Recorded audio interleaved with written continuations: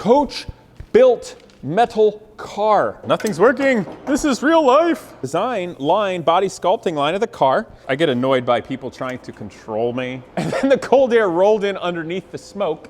All right, how the heck am I gonna do this?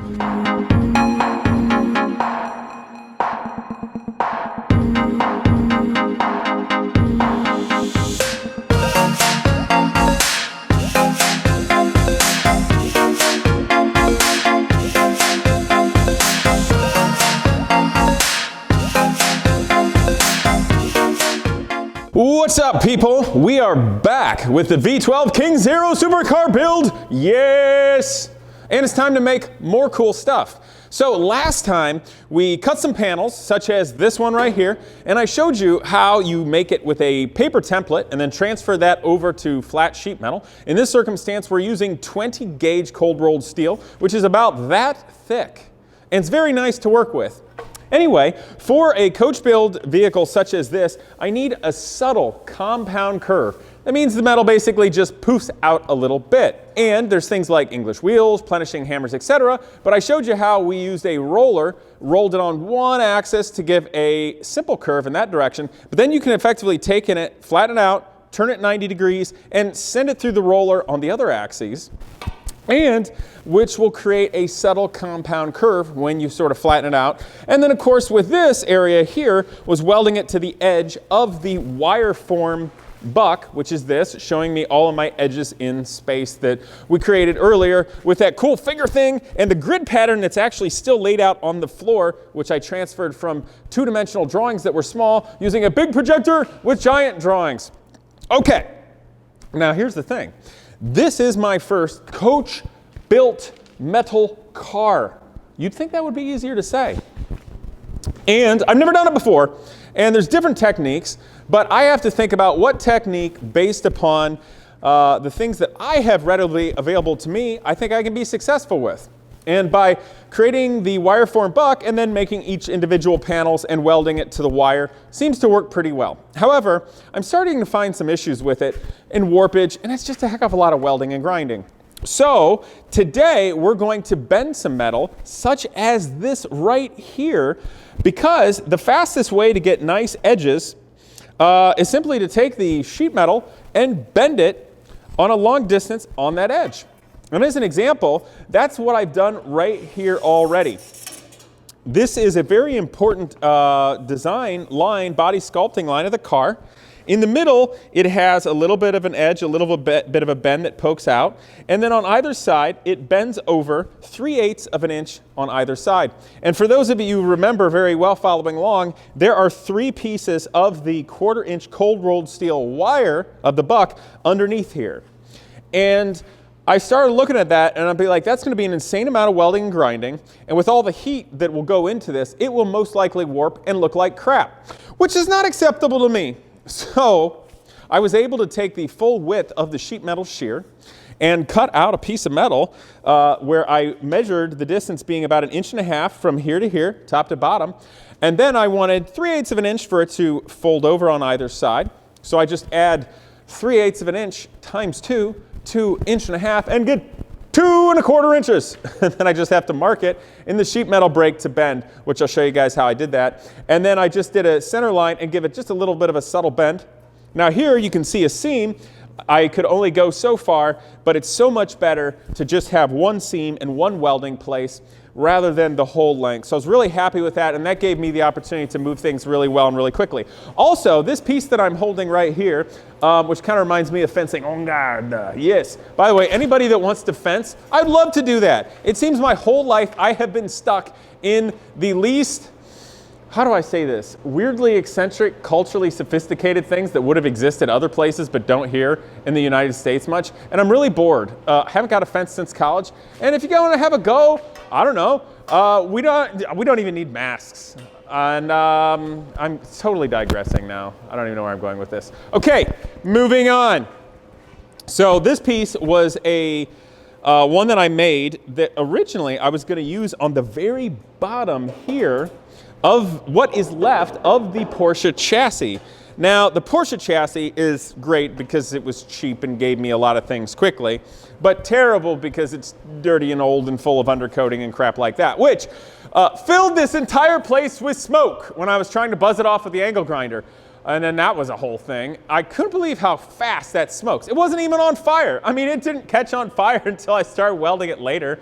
No, I didn't have a camera rolling on that, but you can imagine it's sort of like my VinWiki story with the Batmobile and the blowtorch. That's neither here nor there. So I opened the windows to vent the cabin, and then the cold air rolled in underneath the smoke and created me like a boundary layer of clean air to work with. So then I had to open up the garage door and let it all out, but then it was cold.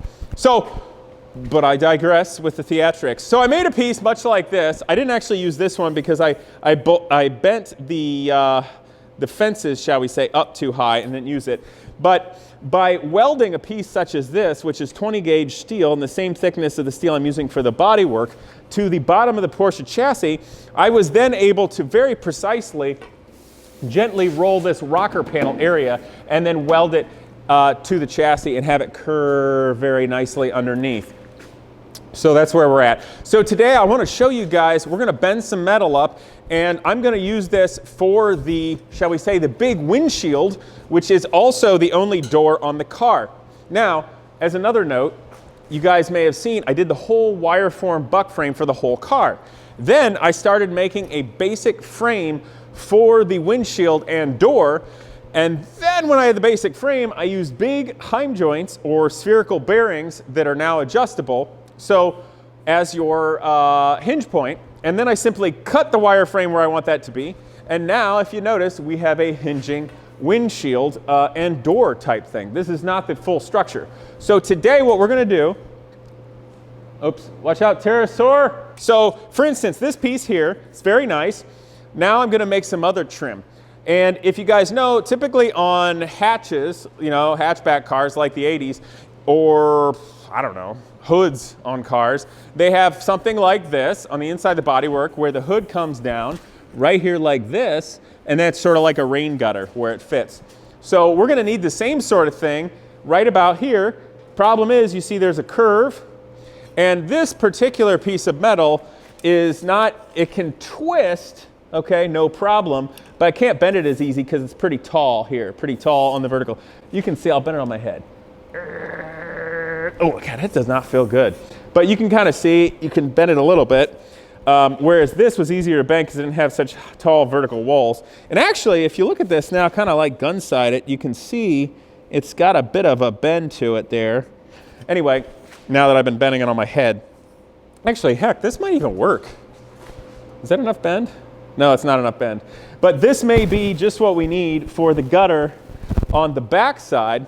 So I want to get at that. Now, this piece of metal here, if I just made the big sheet metal and welded it to that, I would have the biggest concern of warpage.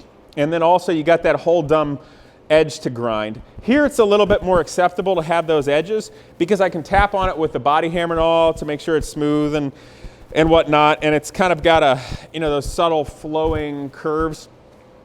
But for up here, we're going to try and make it and bend it with metal. So let's go! Here, of course, is the windshield frame that opens and whatnot. So you can see right here, this is one of the heim joints or spherical bearings, typical actually for suspension. This is an old junky suspension piece that I utilized. Just made a really good solid mount here that's triangulated and comes box section that comes off of the roll structure here. And you can in fact adjust it, although it's a little bit of a pain in the butt to adjust because it doesn't actually have something you can just turn and make it go like this. So you'd actually have to take this bolt out here, and you can see that this big nut is welded on this side. I hope you can see that, just barely. Welded on, so you take the bolt out, you move the windshield or lift it up, and then you can loosen the jam nut and tighten it or loosen it, half turn, move it around how you want. So here it is. You can see right here where the buck, the wire form right there at the bottom of your screen was cut when it was time to open this up. And then there's still wire form on the edge of this frame. So this frame will be the part where the steel, the kind of shrouding that looks pretty and all, gets welded to this. And then the windshield will actually be attached to a separate steel frame which will come in from the bottom. That way the windshield can come right up to the steel bodywork so you have a real nice flush look. So what I'm doing here is, this is that piece of channel I was kind of bending on my head like a goober. Fortunately, even though that this is a mistake piece, it is the exact right length to go in approximately right here.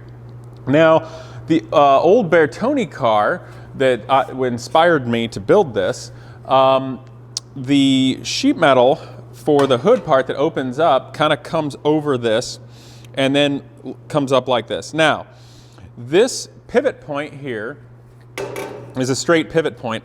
So when the windshield comes up, it's just kind of going to come up straight and obviously pivot from that one point right there. And then you've got these, you know, the stem of the spherical bearing that will be coming up. On most trunks and car doors, there you have the pivot point and then you have like a U that goes like this. So that way when it's coming up, you don't have this in the way. It would have curved so that this can just come up and then you have a support here. The reason that wouldn't work so fantastic on this car is because there's little room. Your head will actually be right about here and I didn't want this big U-channel thing coming down real low. So anyway, I got to figure out how this would go. Now, the trick of it is, and I'm learning that maybe this whole U-channel thing should have come in, is that this is like a gutter, okay? So if it rains and it comes down the sort of nook where this was, then you got this gutter here. So I'm trying to do it so it's real nice and low profile. We may have to trim this. And if the separation is going to be right here, right on the back of this edge, where this is cut, then that means the gutter would need to go in right about here. So it appears I'm at the very least going to have to do a big notch or maybe cut this to go around spherical bearings here. And frankly, this is one of those things that I hate to say I didn't really think of that hard before I built this, but I didn't really think of that hard before I built this. There's a lot of things like that that get a little tricky. But this is no different, the hinge point, than how some of the other ones were done. So this is literally how the design aspect goes. And I know some of you trolls will go, I don't like Casey talking, I just want to see work. Well, I'm sorry, man, this is work, and this is the design, the part of the design process. So, it would appear this can work. It's going to have to be a shallow channel. Okay, so the trouble I'm having is, will this come down low enough? Okay, so I can come off of that, and then I'll have to have, so what I'm gonna have to do is, if you guys look here, you can see the shorter fence there on, I don't know, this side of your screen. I don't know if it's mirroring it. So I'm gonna trim that down to about half as tall, or if I can still get it in a sheet metal brake, I'm gonna take that and bend part of it over like this and leave this taller vertical wall, because that will allow this to not go down too far, to catch any little bits of water. And then what I can do is when I make this sheet metal here, the roof part, it can come to the edge and then bend downward slightly. And then what I'll do is I'll take this gutter, put it in place, and basically kind of spot weld, tack weld it on like that. So any water coming down will flow down into this gutter. Since it has a little bit of crown, since I bent it on my head already, water will run down to either side, at which point I will have this connect to the water channels that will, or the gutters that'll be here, and then any water will run down the car like that to the front and kind of drip out the front. So, all right, how the heck am I gonna do this? Time to bend stuff! Okay, you guys, so a couple of things here. I grabbed some nifty tools. These are old tools that do really well, actually given to me and for Genius Garage to use too from Stan Fliss. Really appreciate that. But really nice sheet metal bending plier type things. So what I'm gonna do is, you see where this is on the top, I'm gonna try to come about halfway down, and I was deciding whether I bend it out or actually in. And what I think I'm gonna do is, I'm gonna bend this guy here, I'm gonna roll it inward and let it come over, because the water is gonna roll down this wall, and if it ends up catching in a pocket, it's gonna be just fine. Then that way it'll have a nice roll, and then when you're getting in and out of the car, you're a lot less likely to cut yourself on sheet metal when you're just doing it normal, getting in and out of a car. Now, I don't always wear gloves and safety gear in the shop, because safety gear in a shop is not always necessary. I know that the general populace likes to try to blanket safety gear on everybody at all times, which extrapolates to basically we should all just be in a darkened basement with padded walls and a straitjacket, but it's the real world. So if you're working with things that are sharp, and you think you should wear gloves, then by all means wear gloves. And I brought some in case I feel like putting them on, but right now I'm gonna just try not to cut myself. Now I bring that up partially because I get annoyed by people trying to control me through crap like that. So what I'm gonna do is to put a mark on it. I'm literally just gonna take the marker, and I'm gonna put my finger on the bottom and find this point here, and I'm just gonna go like this. Look how nice that is. Maybe there's a reflection. See that? I can just trace just like that. No big deal. And that gives me a nice mark that I can just keep going with here, and I know where I want to bend it. If I did this the other way, like that, and went like that, I'd be slicing the crap out of my finger. So that's why I'm not gonna do it. And also I don't want gloves on to do this because this is somewhat precise work. So that's why it's just a little discretion, and being smart is your best way to be safe. Gloves would not be very precise, and it would be very time consuming for me to go ahead and measure that. So make it like a craftsman. Now the hardest part is with this holding it. This is, you know, this metal is pretty easy to bend, but not when it's so tight. So I'm actually gonna just put it in this sheet metal brake here, I think. My hope is I'll be able to just hold it with this, because these sheet metal brakes are meant to hold stuff. So I'm just sticking this in here. I forgot that was slightly bent actually. Okay, so here we go. Holding it in place. Good, now it gives me a real strong, steady base. Now, the big key is gonna be, will these pliers actually fit in there that I can do something with them? They don't really want to. Doggone it, that's annoying. All right, so I'm gonna take another new technique. This is a piece of metal I already had formed. I didn't make it specifically for this, obviously, because if I did, I would have done it in another order and made it to suit. So I'm gonna kind of try to just, I don't think that's gonna work either. Darn it, nothing's working. This is real life. I may have to start tapping this downward in some capacity to get the metal to start forming, because if I just try to squeeze it like this, it doesn't, I'm not gonna be able to roll it, okay. So it needs to start being like that, so then I can take the pliers and squish it down the way I want. Then I can take it out and tap, tap, tap, make it really pretty and all.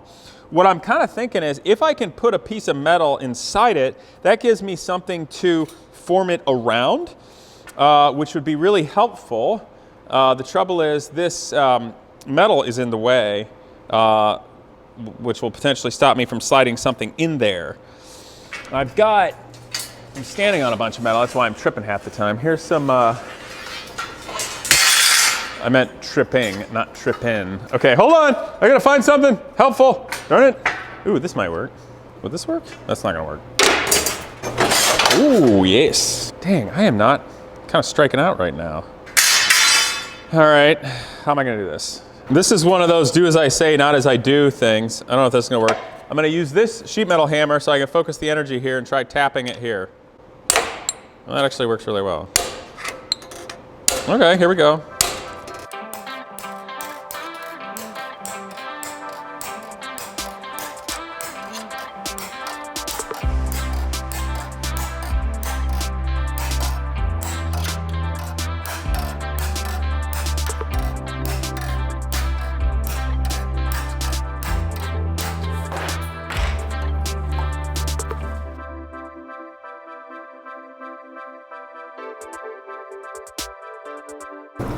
Okay guys, I hope you'll be able to see this. What I'm doing is grabbing it and just squeezing it downward like that and working to roll it. Now, it may not form that nice. It may end up looking like crap. And if it looks like crap, I'll have to make something better. But since this piece was one that frankly I screwed up already, it's better than throwing it in the scrap. And I thought it could make a real nice gutter, so we'll see.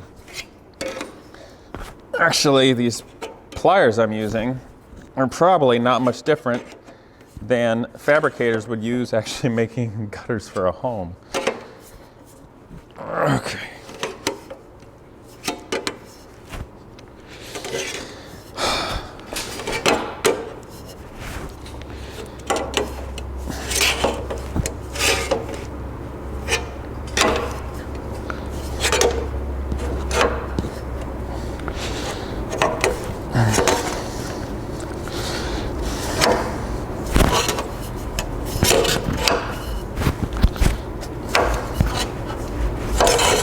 Okay, so that rolled nicely.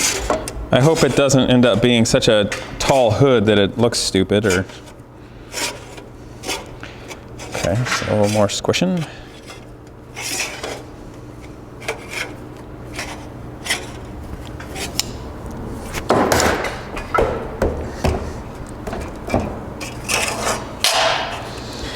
All right, so it looks a little bit like crap. You can see how it's got like the dents in it. That's what happens sometimes when you hand form that. But I like the gutter. If the water runs down here, it'll certainly get caught in here, and then you got this nice smooth bend that won't cut you. So I like where this is going. I think it's usable, but now I need to try to get some metal in there so I can tap it and make this be flat and good looking. So, hope this works. Nice, okay. So what I found is this is just a piece of aluminum, about 1/8 inch thick, extruded sort of angle iron. It's on an L. And I can shove it in here. Probably have to slide it in from one end. And that's okay because I can move it. I'm just going to slide that in there like that. And probably shouldn't bang on this nice sheet metal brake, so let's find a new spot. So maybe someday I will have a clean workbench, but when you work, they get dirty. All right, so this is pretty stout. This is my nice welding table that Miller sent me. It's one of their really great helmets. I actually love this thing. Auto darkening works great. So, got 2 sheet metal hammers here. This one has a flat profile, and this one's slightly curved. The curved one's great for doing things that are slightly curved. The flat one's great for doing things that are flatter. Now, even the flat one has the tiniest amount of curve to it, but the trouble with the flat one is if you're off, it's easier to put like a dent by hitting it on the side rather than hitting it flat. So, gosh, how do I want to try this? I could try tapping it like that and just get it to roll down up there. Be less likely to see what I'm doing here, you guys, is I'm not tapping this with the kind of claw side of the body hammer here, but what I'm doing is right here I'm tapping it down and rolling it a little extra because the water will go in and it's not going to roll over. But if it rolls like that, the likelihood of anybody when they're getting in and out of the car putting their hands on it, cutting themselves on that edge goes way down. So I'm trying to get it to roll a little extra, and by tapping it like this down to that piece of aluminum in there, it seems to be working well.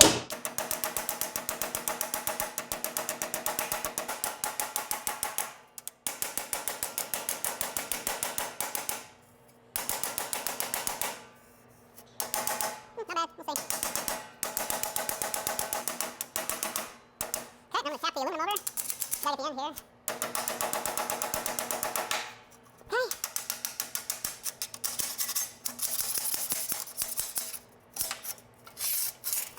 you can see this all right together. Yeah, here we go. Okay.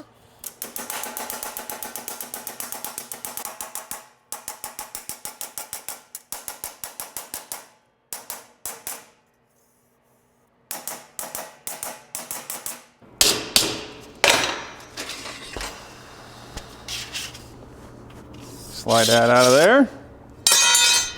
Okay, so here is the new C-section or channel here. Obviously I rolled that over. This is pretty smooth, not bad. It's a little dinged up. There's probably a better way to form this, honestly, but that's the way I did it. If I really don't like it, I could easily, when this is primed, just put the tiniest amount of filler on this edge, sand it, and it'll look like $1,000,000. When in the future, if I do it a different way, I can form it, but you know, it's all a learning process, and it's a way for you guys to check this out too. Okay, let's take that back and look what we got. Now, one thing I did notice, which is a little frustrating, I might have to figure out how I'm going to do that. If you notice now, it's actually curving up just slightly. I don't know if you can see that. You see how it's curving upward a little bit? That's annoying. I didn't really want it to do that, but it had to do with how the metal got formed over here. So, it's going to be a little tricky because to make it not do that, I would have to, it's curving right about this area, so this metal would have to be kind of stretched. I may try heating it up with a torch, but I could also warp the crap out of it doing that. So we'll see. I can probably finagle it just right. Now, what I have in mind here is, so here's the opening, right? The gutter is going to go right about in this area here, right at the leading edge of that. And the body, the sheet metal that's the roof, is going to come to here, bend at a 90-degree angle, and then it's going to get welded, spot welded to this gutter right here. So that when the water rolls down, it's going to go in this channel and obviously find itself to either side and roll down to the front.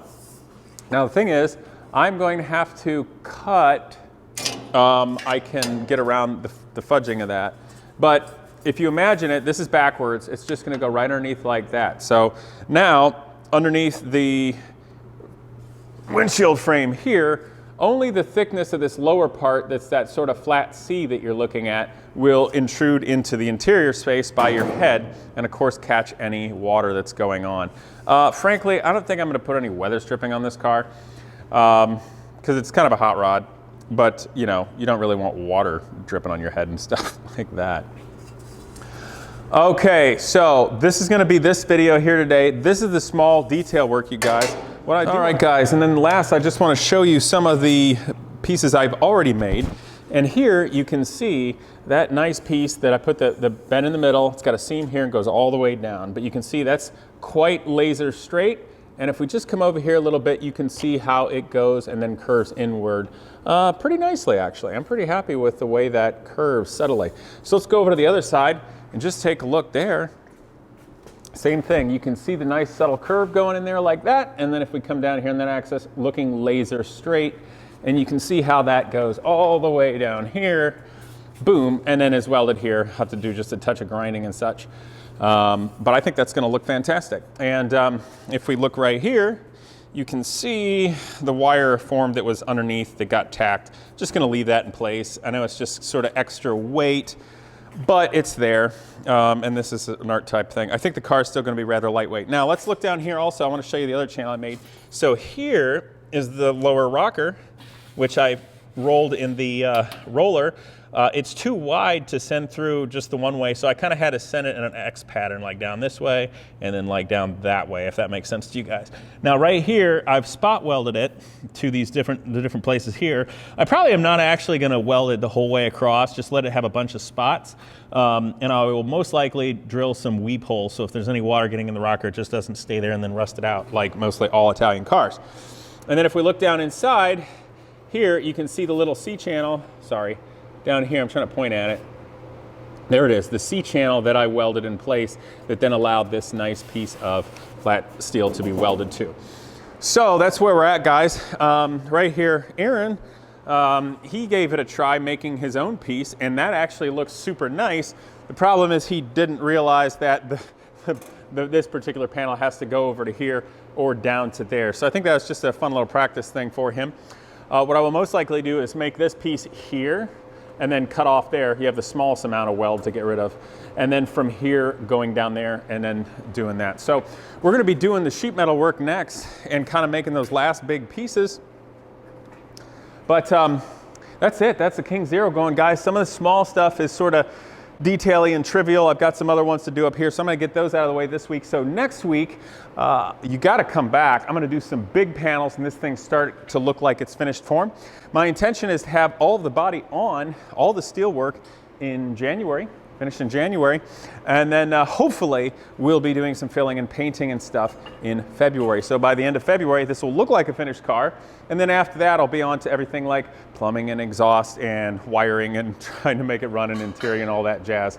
As a final note, I did put a post on my community post that, you know, I was just thinking, you know, here all by myself doing these amazing things, got, you know, so many great contacts and things to learn on. So if there's anybody out there that really wants to go far in life, I'm open to having an apprentice. If you'd like to do some sort of collaboration or work, I'm not offering a paid position. I'm just building cars. There's no economics for that. But if you're an entrepreneurial sort and you'd like to learn all my tricks and learn all of the behind the scenes stuff on how actually racing and the media works, then we could probably do something really neat together.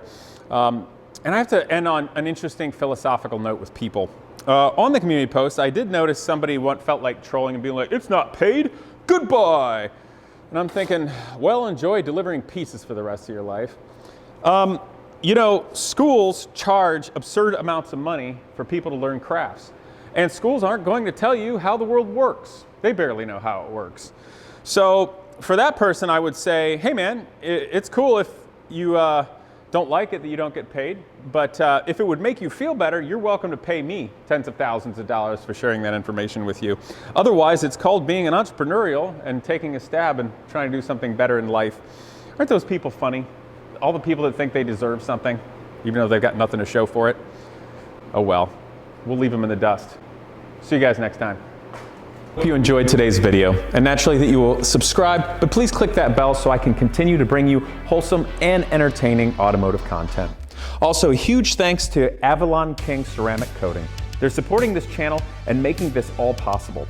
But more importantly, I'm looking forward to using it on all of my vehicles, including my old dirt bike. Ceramic coating bonds directly to the surface of your paint, trim, and plastics to give a long-lasting shine that beats all waxes. It lasts for years and it's easy to maintain.